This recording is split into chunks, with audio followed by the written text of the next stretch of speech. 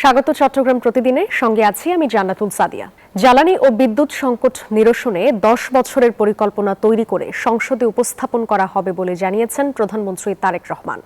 দুপুরে চট্টগ্রামের বাঁশখালীতে সমাবেশে জ্বালানি ও বিদ্যুৎ খাত নিয়ে বিভ্রান্তি না ছড়ানোর আহ্বান জানান তিনি। প্রধানমন্ত্রী বলেন, ঝগড়া ফ্যাসাদ বাদ দিয়ে দেশের ভাগ্যের উন্নয়ন করতে হবে। প্রধানমন্ত্রী হিসেবে দায়িত্ব গ্রহণের পর দ্বিতীয়বারের মতো কক্সবাজার এবং চট্টগ্রামে প্রধানমন্ত্রী তারেক রহমানের প্রথম সফর। হেলিকপ্টারে মহেশখালীতে পৌঁছে মাতারবাড়ি গভীর সমুদ্রবন্দর পরিদর্শন করেন তিনি। পরে কয়লাভিত্তিক বিদ্যুৎ প্রকল্প ও মহেশখালী সমন্বিত উন্নয়ন কর্তৃপক্ষের কার্যক্রম পরিদর্শন করেন। মহেশখালী থেকে চট্টগ্রামের বাঁশখালী উপজেলার বাহারছড়া ইউনিয়নে যান তারেক রহমান। সাম্প্রতিক বন্যায় ক্ষতিগ্রস্তদের জন্য নির্মিত নতুন ঘরের উদ্বোধন করেন। পরে বাহারছড়া ইউনিয়নের পশ্চিম বাঁশখালী উচ্চ বিদ্যালয় ও কলেজ মাঠে সাম্প্রতিক বন্যায় ক্ষতিগ্রস্তদের পুনর্বাসনের লক্ষ্যে আয়োজিত অনুষ্ঠানে যোগ দেন প্রধানমন্ত্রী। সেখানে বন্যায় ক্ষতিগ্রস্ত 100 পরিবারের হাতে নতুন ঘরের চাবি তুলে দেন। পাশাপাশি বিশেষ চাহিদা সম্পন্ন 10 জন ব্যক্তিকে অর্থ সহায়তা ও বন্যায় ক্ষতিগ্রস্তদের মাঝে ত্রাণ সামগ্রী বিতরণ করেন। সমাবেশে প্রধানমন্ত্রী বলেন, সরকারের দায়িত্ব মানুষের সুখে দুঃখে পাশে থাকা। মানুষের ভাগ্যের উন্নয়নে বিশাল সমুদ্র সম্পদকে কাজে লাগানো হবে বলে জানান তিনি। এই যে আমাদের সামনে বিশাল সমুদ্র, এটি হচ্ছে এই বাংলাদেশের সম্পদ, এই দেশের সম্পদ, এবং সেজন্যই এই সমুদ্রকে কিভাবে ব্যবহার করে বাংলাদেশের মানুষের তাদের জীবন ব্যবস্থা উন্নত করা যায়, সেই পরিকল্পনা কিভাবে গ্রহণ করা যায়, তার জন্য আজকে আমি মাতার বাড়ি গিয়েছিলাম। জ্বালানি ও বিদ্যুৎ খাতকে সময়োপযোগী করতে সরকার পরিকল্পনা গ্রহণ করেছে বলে জানান সরকার প্রধান। বলেন, জাতীয় সংসদে পরিকল্পনা পেশ করে সিদ্ধান্ত নেওয়া হবে। দেশের শান্তি শৃঙ্খলা কেউ যেন বিনষ্ট করতে না পারে, সে ব্যাপারে সবাইকে সতর্ক থাকার আহ্বান জানান। আগামী 10 বছর আমাদের জ্বালানি পরিকল্পনা কি হবে, আগামী 10 বছর ইনশাআল্লাহ বাংলাদেশের বিদ্যুৎ ব্যবস্থা কি হবে, সেই প্রস্তাবনা আমরা জাতীয় সংসদে উপস্থাপন করব। জাতীয় সংসদে উপস্থাপন করার মাধ্যমে আমরা পরিকল্পনা দিয়ে সেই কাজ আমরা শুরু করব।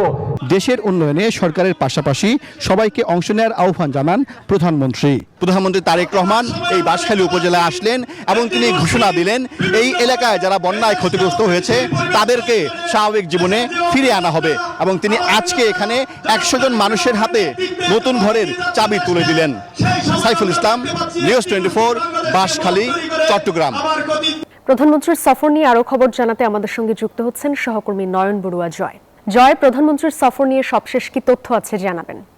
সাথে দেখতে পাচ্ছেন চট্টগ্রামের হাটহাজারী কলেজ মাঠে কিন্তু এখনো প্রধানমন্ত্রী আসেনি, তবে মাঠ কানায় কানায় পূর্ণ হয়ে গেছে। প্রধানমন্ত্রীকে এক নজরে দেখার জন্য কিন্তু বিভিন্ন জায়গা থেকে বহু দূর দূরান্ত থেকে নেতা কর্মীরা তারা এসেছেন, এমনকি সাধারণ মানুষও এই সমাবেশে যোগ দিয়েছেন। কিছুক্ষণ পর কিন্তু প্রধানমন্ত্রী এই মঞ্চে, যে মঞ্চটি আমরা দেখানোর চেষ্টা করছি, এই মঞ্চে এসে কিন্তু কথা বলবেন।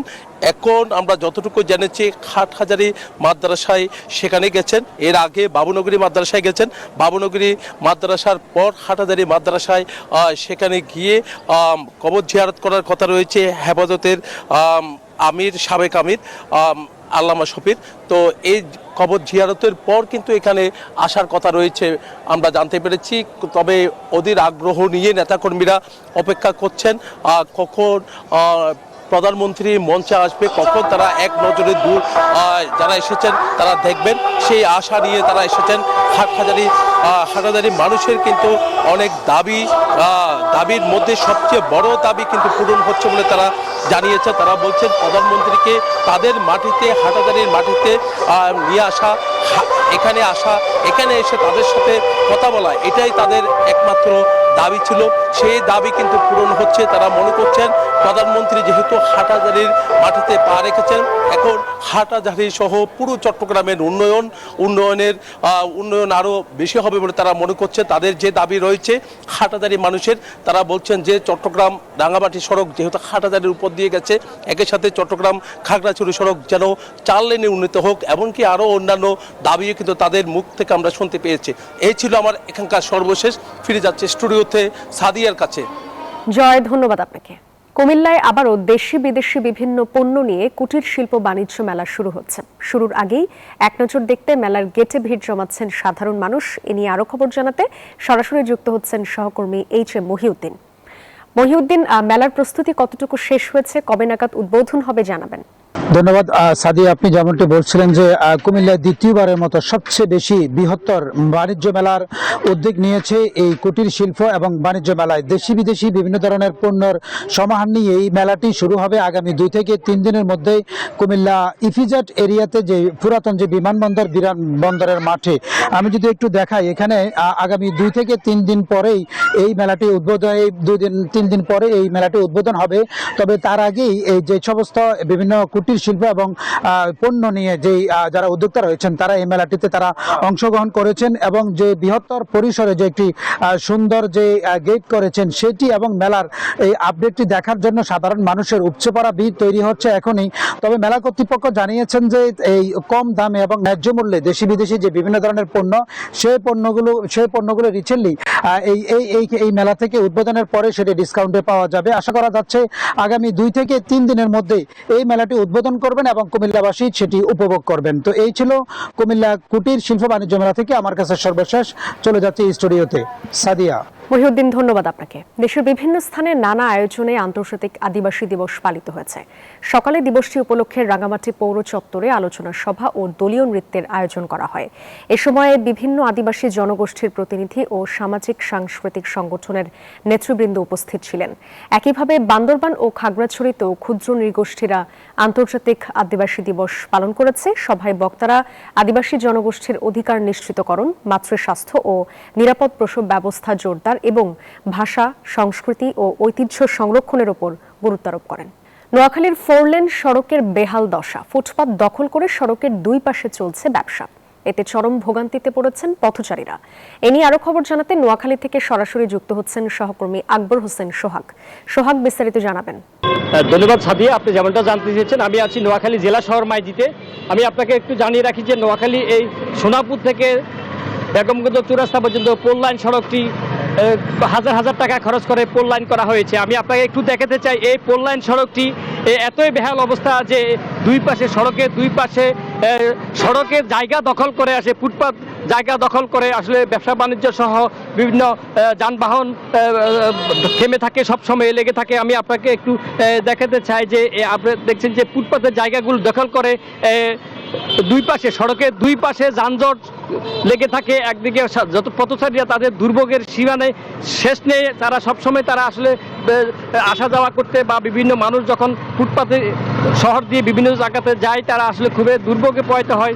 তাদের মানুষের অনেক ফুটপাতে কর্মচারী, অনেক ব্যবসায়ীর সাথে আমি কথা বলছি, তারা বলছে তাদেরকে কোনো জায়গা নেই কোথায় ব্যবসা বাণিজ্য করবে। তারা আসলে তাদের কোনো জায়গা নেই, তারা কোথায় ব্যবসা বাণিজ্য করবে। তো এই বিষয়ে আমি কথা বলছি নোয়াখালী পৌর প্রশাসনের, জেলা প্রশাসনের। তারা আমাকে জানিয়েছেন যে প্রশাসনের পক্ষ থেকে অভিযান চালানো হয়েছে। অতীতেও অনেকবার অভিযান চালানো হয়, আগামীতেও চালানো হয়েছে এবং আরও সামনে অভিযান করা হবে। ফুটপাতের জায়গা দখল করে এবং সড়কের জায়গা দখল করে যারা ব্যবসা বাণিজ্য করবে, পোললাইন সড়ক ব্যবহার করবে, তাদের বিরুদ্ধে ব্যবস্থা নেওয়া হবে। আসলে সব মিলে পথচারীদের দুর্ভোগের শেষ নেই, জনদুর্ভোগ চরমে। এই ছিল আমার কাছে নোয়াখালী থেকে সবচেয়ে ফিরছি স্টুডিওতে সাদিয়া। সোহাগ, ধন্যবাদ আপনাকে। পাহাড়ে একদিকে যেমন রয়েছে সশস্ত্র গোষ্ঠীর অপতৎপরতা আর অস্ত্রের ঝনঝনানি, অন্যদিকে রয়েছে প্রকৃতির অপরূপ সৌন্দর্য। এমন প্রতিকূলতার মধ্যেও পার্বত্য চট্টগ্রামে পাহাড়ি বাঙালি নির্বিশেষে সাধারণ মানুষের পাশে দাঁড়িয়েছে বাংলাদেশ সেনাবাহিনী। শিক্ষা, চিকিৎসা থেকে শুরু করে নানা মানবিক সহায়তায় নিরলস কাজ করে যাচ্ছেন তারা। বান্দরবান থেকে ফিরে মাসুদা লাবণীর 3 পর্বের ধারাবাহিক প্রতিবেদনের আজ থাকছে শেষ পর্ব। ক্যামেরায় ছিলেন মেহেদি হাসান সুমন। বান্দরবনের আলীকদমে অবস্থিত মৃকল্যাণ ছাত্রাবাস। দুর্গম পাহাড়ি অঞ্চলে শিক্ষার্থীরা যেন অনায়াসে বিদ্যালয়ের কাছাকাছি থেকে পড়াশোনা চালিয়ে যেতে পারে সে লক্ষ্যে ছাত্রাবাসটি পরিচালনা করছে সেনাবাহিনী। পাশাপাশি তাদের দেয়া হচ্ছে সব ধরনের সহায়তা। এখানে আমাদের 134-35 জনের ছাত্রছাত্রী আছে। 9টা এবং 10টায় যার যার স্কুল টাইমে তারা স্কুলে চলে যায়। আবার সকাল থেকে 8টা পর্যন্ত আমরা এখানে পড়াই তাদের। 15 জুলাই 2008 থেকে এই প্রতিষ্ঠানটা সেনাবাহিনীর অর্থায়নে চলে।